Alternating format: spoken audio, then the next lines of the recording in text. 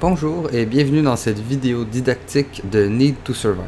Commençons par me présenter. Je suis David Rousseau, le chargé de projet. Mon rôle a surtout été de gérer l'équipe avec le Trello, m'assurer que tout était remis dans les temps. Pour la programmation, je me suis occupé du menu de l'intro, du menu en jeu, qui sont nécessaires au système de sauvegarde et de réapparition des joueurs. Ensuite, Massimo était notre directeur d'intégration et design de niveau. Son travail a surtout consisté dans la création des maquettes 3D au début et des croquis pour les niveaux. Il a aussi énormément aidé dans la création des objets 3D.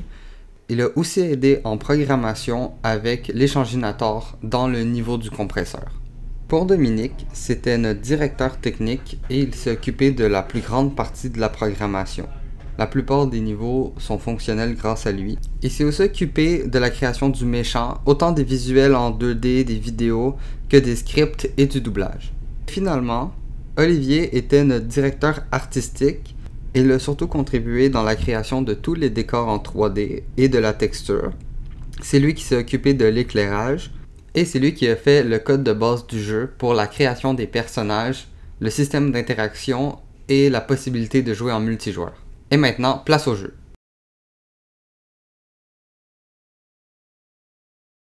Pour le menu, on est parti sur quelque chose de plutôt sobre, avec une petite musique d'arrière-plan. C'est la seule fois dans tout le jeu où vous allez avoir une musique. En plus, on a les options qui sont fonctionnelles et qui peuvent être modifiées et qui seront sauvegardées dans l'ordinateur de la personne quand la personne appuiera sur « Appliquer ». Quand on clique sur Jouer, on arrive sur le menu Jouer où on peut sélectionner Continuer, Nouvelle partie ou Retour. Si on clique sur Continuer, le jeu va reprendre là où on s'était arrêté grâce au système de sauvegarde. Quand on clique sur Nouvelle partie, on lance une nouvelle partie de 0. Comme vous pouvez le voir, on peut se connecter avec les manettes et ça fait partie des deux plus gros défis qu'on a eu. Tout d'abord, le plus gros défi qu'on avait, ça a été de faire marcher le multijoueur en écran scindé. Et le second plus gros défi a été de faire fonctionner le input system pour que deux joueurs puissent utiliser les manettes en même temps. L'une des solutions qu'on a trouvées pour pouvoir permettre le multijoueur a été de faire apparaître les joueurs grâce à des préfabs qui contenaient tous les éléments pour faire fonctionner les joueurs. Ça a créé plusieurs problèmes parce que c'est plus difficile de pouvoir interagir avec les personnages directement grâce au code.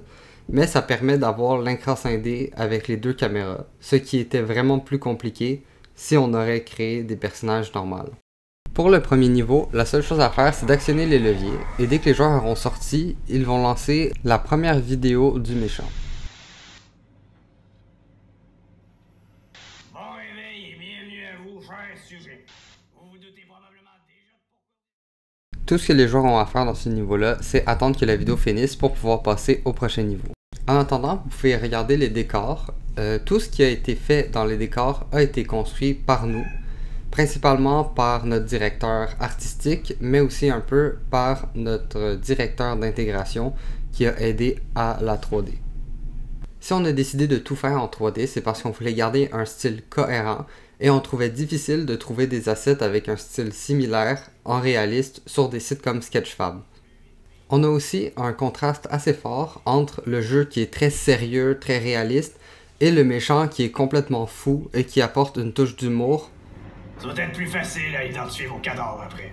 Une fois la vidéo finie, on peut passer au niveau 2 où le but va être de reconstituer le cadavre de C15D. On remarque aussi que la lumière est beaucoup plus chaude dans ce niveau-là. Le but était de rassurer les joueurs et aussi de faire un grand contraste avec les futurs niveaux, puisque dans ce niveau-là, ils ne peuvent pas mourir et que dans les prochains, ils vont vraiment être dans des situations critiques. Vous pouvez aussi remarquer qu'on a rajouté des sous-titres au jeu pour permettre aux joueurs qui n'ont pas d'écouteurs ou le moyen d'écouter les audios de quand même comprendre les tâches qu'ils ont à réaliser. C'est la seule chose qui fait partie du UI, à l'exception du point pour prendre les objets. Notre but était d'avoir le UI le plus sobre possible avec le moins d'éléments dans le but de favoriser l'immersion des joueurs pendant leur partie.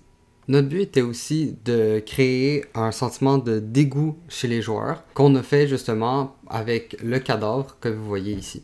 Mais c'est un dégoût qui va aussi être accentué par les prochains niveaux, surtout avec le niveau final. Une fois le cadavre reconstitué, le méchant va avoir un deuxième monologue à la fin du niveau. Puis, les portes vont s'ouvrir et vous pourrez aller dans le prochain niveau, mais cette fois-ci en vous séparant.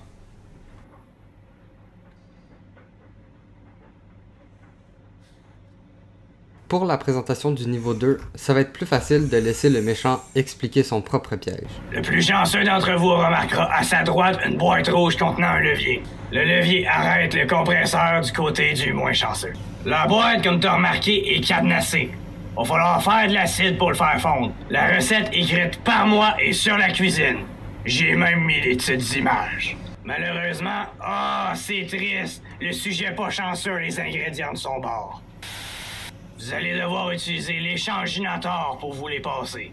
Pour ce niveau, on a choisi de mettre beaucoup plus l'accent sur le stress qu'allaient ressentir les joueurs. L'un des joueurs est enfermé d'un côté avec le compresseur et si ils sont trop lents, alors ils vont mourir. L'un des gros défis techniques qu'on a eu dans ce niveau-là, c'est l'échanginator. Le fait de pouvoir poser un objet et le reprendre est assez compliqué parce que le code pour prendre et déposer les objets, comme vous l'avez vu dans le niveau précédent avec le cadavre, il n'avait pas été prévu à la base de pouvoir reprendre les objets posés sur quelque chose. Et donc, ça a été très compliqué de reprogrammer l'échanginator pour permettre cette action. Comme vous pouvez le voir, une fois le niveau fini, on peut passer au 4e niveau, le labyrinthe. Et on remarque directement que la lumière change énormément. La lumière est de plus en plus froide et de plus en plus sombre, jusqu'au point où les joueurs ont besoin d'une lampe torche pour pouvoir voir dans le labyrinthe. Pour ce niveau, les joueurs vont devoir trouver toutes les valves représentées par les points rouges sur la carte. Eux sont représentés par le point bleu. Et en éteignant toutes les valves, ils vont faire redescendre l'eau qui est en train de monter pour les noyer. Les lumières près des valves s'éteignent aussi lorsque les valves sont tournées pour indiquer qu'ils ont déjà été actionnés.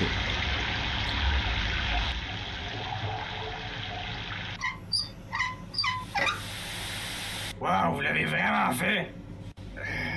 Très honnêtement. Une fois terminées toutes les valves, le son d'ambiance de l'eau s'en va, l'animation descend et les joueurs peuvent prendre l'échelle pour accéder au niveau final. Dans le dernier niveau, le méchant n'expliquera pas ce que les joueurs doivent faire. Ils vont devoir le comprendre en regardant le poster sur le mur, qui est assez bien explicatif. Une fois que les joueurs ont compris ce qu'ils doivent faire, ils vont devoir choisir qui se sacrifie et qui va survivre.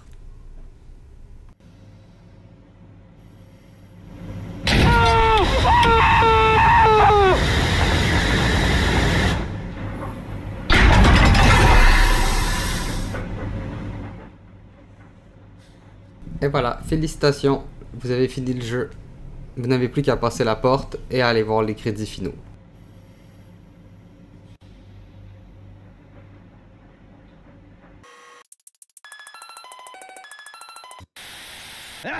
Tu pensais vraiment que c'était fini? Vous avez même pas commencé à gratter la surface des secrets cachés dans mes salles. Vous irez toutes les trouver, puis là, vous venez me reparler pour avoir la vraie fin. Bande de bozos. Et maintenant, voici les easter eggs et les petits bonus que vous pouvez trouver si vous avez été attentif au jeu. Si vous avez été attentif, vous pouvez voir qu'à plusieurs endroits dans le jeu, on retrouve des cassettes qui permettent d'en apprendre plus sur le méchant. Jour 46. B15A n'a pas passé la 3e épreuve et a fini en bouillie. Les sujets s'en sortent de moins en moins bien et j'ai absolument aucune idée pourquoi. Les instructions sont pourtant claires, mais ils sont pas capables de faire quoi que ce soit.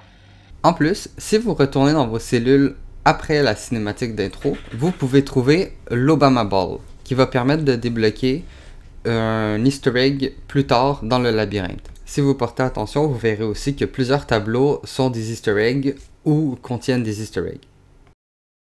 Vous avez aussi une surprise qui se trouve en dessous de l'oreiller. Et quand vous allez finir ce niveau, vous pouvez aller dans le niveau du compresseur où vous trouverez un autre audiologue. Puis, dans le labyrinthe, vous trouverez une tombe avec votre mère et le rat de When You Walking. Finalement, le dernier easter egg est le plus dur à avoir. Il fallait transporter la Obama Ball du début du jeu jusque dans le labyrinthe pour aller la poser sur l'hôtel sacrificiel Lobo Motel. Le nom reste à voir. Activer l'easter egg vous permettra de transformer vos skins en beans qui possèdent le skin Obama, qui étaient les corps de test du jeu.